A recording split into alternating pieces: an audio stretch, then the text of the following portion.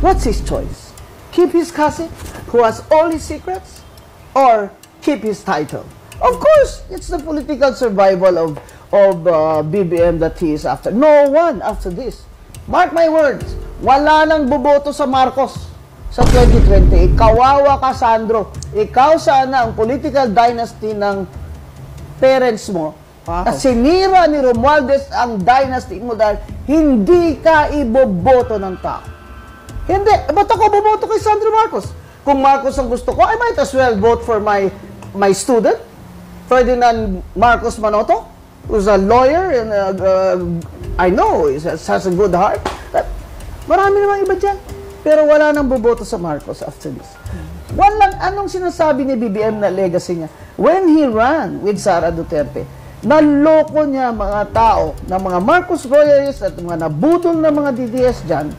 Sinabi ko na sa inyo kasi kayo mga budol kayo. Sinabi ko na sa inyo, legacy. Naniwala naman.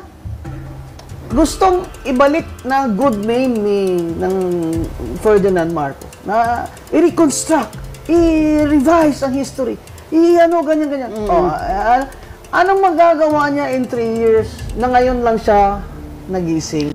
Game over. Stop it! Gusto niyo lang, not another Duterte. Bakit? Gusto niyo iba? Sino? Sino ang gusto niyo? Sige, I will answer you, but you answer me now. Sino ba ang gusto niyo para alam ko rin kung sino ang boboto ko? Wag. Si Mama Aquino?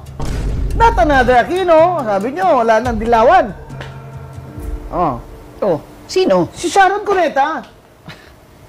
Pwede, diba?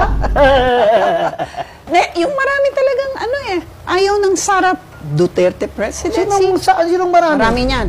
Ang dami nagsasabi, syempre, yung mga kaalaban pero yung mga pro-impeachment. Ikaw na rin nagsabi, pag eleksyonin natin ngayon, panalo si Sara.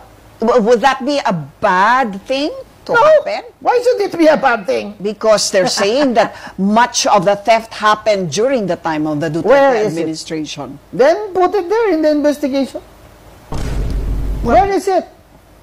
Well, ICI pa lang nga mag-establish na. But we're saying, di ba, moving forward, parang are we going to vote the same people in government na nakikita ng araw na I'm just mouthing what people are saying. Hanapan nyo naman ng corruption ng mga Duterte na hindi nyo muna unahin itong mga congressman ngayon na sure na meron ng mga contractors at engineers na sinusuka na yung alam nila.